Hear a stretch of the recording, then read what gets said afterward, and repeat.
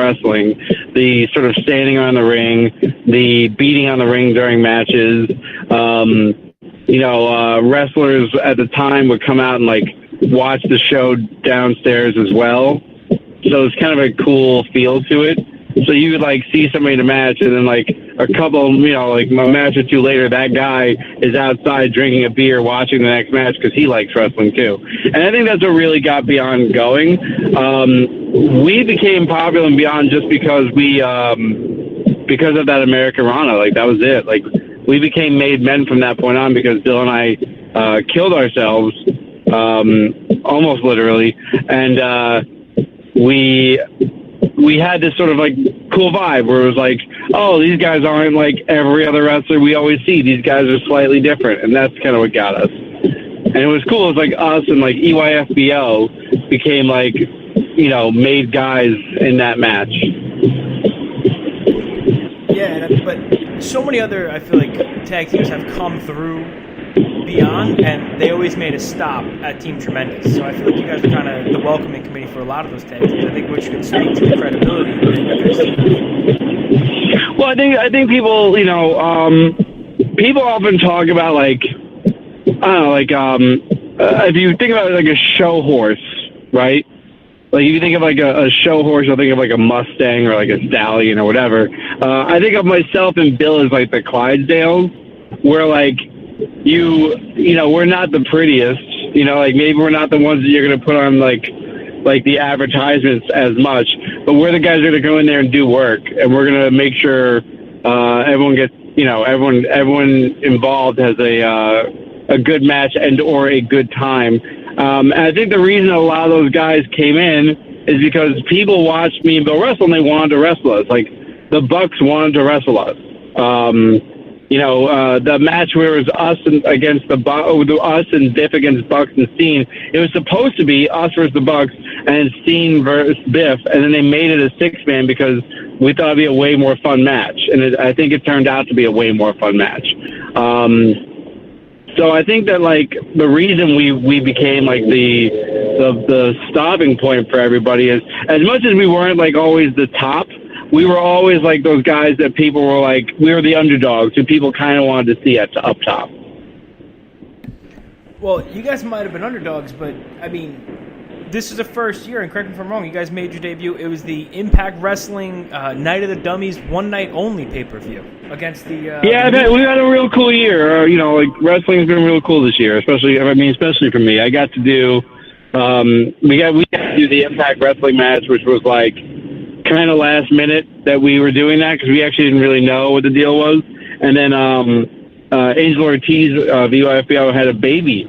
His wife had a baby, or his girlfriend had a baby that day, and the match that they were supposed to have ended up getting squashed, and they were like, well, what are we going to do? And so they put us against the Heavenly Bodies, and it was a lot of fun. It was a real fun match, and we got to debut on pay-per-view. I mean, it's kind of interesting, as well as things where you're just like, it's like, oh, bucket list, check off, and that's pretty much it. Like, you're just checking off the buckets.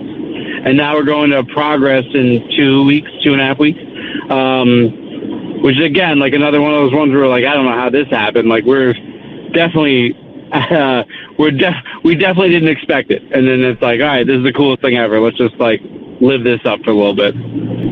Yeah, Progress is one of my favorite wrestling promotions right now, and they had come to New York over in August, and we had gone to that show, and that was awesome. I was actually going to ask you about the Progress. I believe the name of the show is One Big Neck with Sausage Hands. So yep. I'm really looking forward to that. Do we have any breaking news on who you're going to be wrestling on the show? I am not allowed to say who we're wrestling. I've been specifically told not to. So I will leave it at that. They will announce it. I think when people hear the announcement, they'll be very happy. And I think it'll be a really fun match. And that's as much as I'm going to say about it. I appreciate that. Because if I announce it, then they can cancel me. And I'm not about to get canceled. I'm really looking forward. I've never been to London in my life. So I'm really excited to do it. So that's number one. I got to go to London. All right. I do not want that to happen. The reason why they're probably not announcing is Progress also has another show this weekend. And if I had any say in the matter, if they could do Team Tremendous versus Mustache Mountain, that would be who I would love to see you guys wrestle. That's just me throwing it out there. I think that's an eventuality no matter what. No matter what we do, I think at some point we have to wrestle them. I don't know that it's this show. I don't know that it's another show. I don't know if it's any other shows. I know that we want to do it, and I think it'll be a fun match. I think because Mustache Mountain, it's very similar to you guys in the fact that there's a lot of comedy into it, but both those guys are fantastic wrestlers, so you laugh, you cheer, and it's just a great overall experience, and I think you four together would be awesome. Yeah, I hope it happens soon. Me too. And speaking of Mustache Mountain, I know you're going to Over the Top Wrestling in Ireland. I know you were supposed to wrestle Trent Seven, but it seems like you're going to be wrestling, but he wasn't able to make it. So who's the replacement? Yeah, he got pulled by World Wrestling Entertainment because I think they knew I was going to legitimately murder him. I think that's what it was. Because I tweeted it was going to be a bloodbath, and then next thing you know, and WWE is like, we got to build Trent. We don't want to make him hurt. But, yeah, no, they pulled him last minute. So I have another opponent. It's still going to be fun. I love OTT. I've been there before. It's one of my favorite things that I've ever done in my life, and I'm really looking forward to going back to Dublin. I'll make sure to censor that because I know Triple H listens to our podcast exclusively. He told me. You tell Trips Thunderbear is calling him out. I'm the reason. Like Triple H legitimately tore his own pectoral because he was afraid what I would do to Trent Seven, and he didn't want to come save him, so he hurt himself and then pulled Trent from the match because he knew. Oh my God. Consider when you come to terms with the fact that you're never getting signed, you can say a lot of dumb shit. So that's it. The fact that Uncle Dan's never going over to WWE means I get to say really, really silly shit. Well, they make for great sound bites. I'll tell you that much. I mean, I wouldn't say you come to terms with the fact that you're never getting signed. I mean, early this year, I think it was February, you had announced 2018 was going to be your last year. February 2019, you'll be retired. Luckily for us, I believe you've since recanted that statement. What led to I'm still going to retire. Let me get out of there. I'm still going to retire. I'm just not doing it in February. Because WrestleMania is in New York. I have an opportunity to do a match I've always wanted to do. I am going to be, I can't talk about it yet. I'm still not talking about most things I'm doing. But I will be in WrestleMania weekend. So I wanted to get at least that far. And then I realized, I'm like, I still have goals. And like, I didn't want to be somebody who like left and then was like, oh, what if? And then I come back and I'm like much older and shittier, and I'm trying to like relive that glory. So like right now, I'm like, you know what? Let me try and get my last couple of goals in. And then, like my goals on the list were like get back to Ireland and wrestle, and then go back and go and wrestle in England for Progress. That was on my list. And then of course I hit those two goals like immediately. And I'm like, all right, well this is weird. Now I have to like keep holding on until I get to at least April. And then, my other friend told me I have to make it to 20 years and to not be a bitch. So I don't know if I'm going to do 20 years because I don't think I physically can. But I want to just go. I have a couple of goals. Some things I'm not going to talk about because they may or may not happen. They're just internal goals. But I have my list. Well, I mean, I know you said older and shittier. The main event, the Crown Jewel, featured 4 guys that were over 50 years old in a half-hour match. Yeah, that each made $1 million payday, buddy. Like, let's be honest here. If at 65 someone offered me $1 million to wrestle in a hostile country, I would be there in a fucking heartbeat. I'd be hip-tossing. I would hip-toss members of Al-Qaeda for $1 million. Are you out of your mind? That's probably way more offensive than I wanted. But I've been sitting in traffic for a very long time. I'm dying. Hostile country. Yeah, I mean, well, I guess we have some time. We can talk about that. Listen, WrestleMania weekend, you said you're going to be there. We're going to be there. Is there any truth to the rumor that we're going to see another episode of An Officer and a Gentleman WrestleMania weekend? And furthermore, that Joe and I are going to be on it.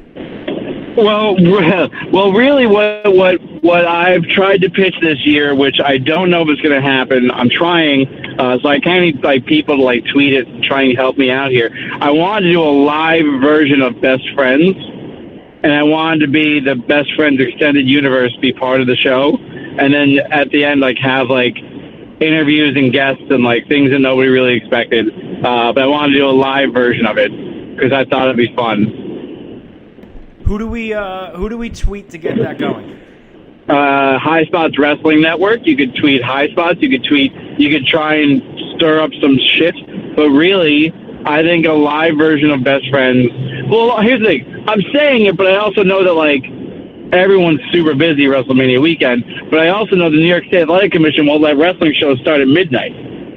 So, if we can do it at midnight, maybe after the Ring of Honor show at Madison Square Garden, if we can do it that Saturday at midnight and get people into, let's just say, like, we get people into, like, the Upright Citizens Brigade Theater up on, like, the west side, we could have a pretty good show. And I think if we just did it and had a lot of fun with it and let it be what it was, you know, I think we'd have a good time.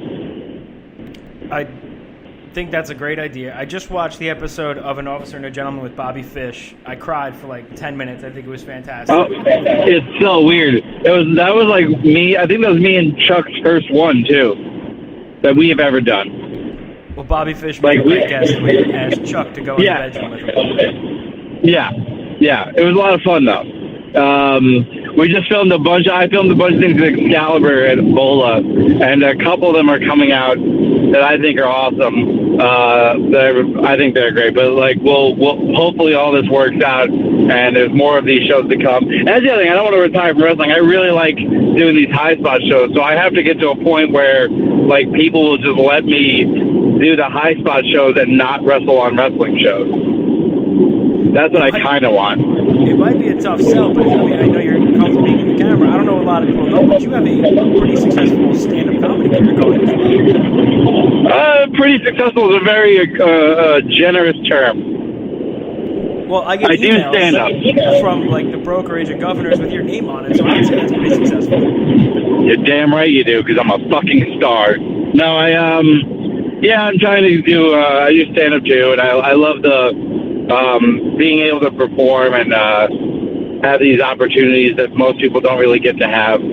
So hopefully I get to keep doing that. You know, it's hard because it's like I did stand up yesterday and Wednesday. I'm driving to the airport today to go to Ireland, so I can wrestle tomorrow, and then I have 2 shows in New York on Sunday doing comedy.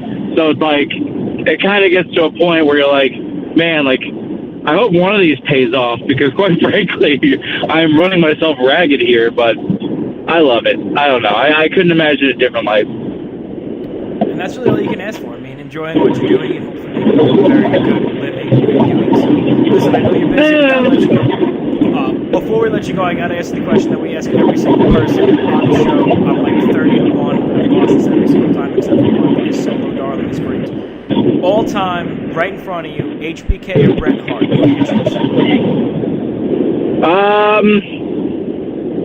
I'll say my answer, but you're gonna hate it. But understand why. I'm saying Bret Hart. Yes! Simply because Bret Hart had a different match every time. Interesting. Joe disagrees with you.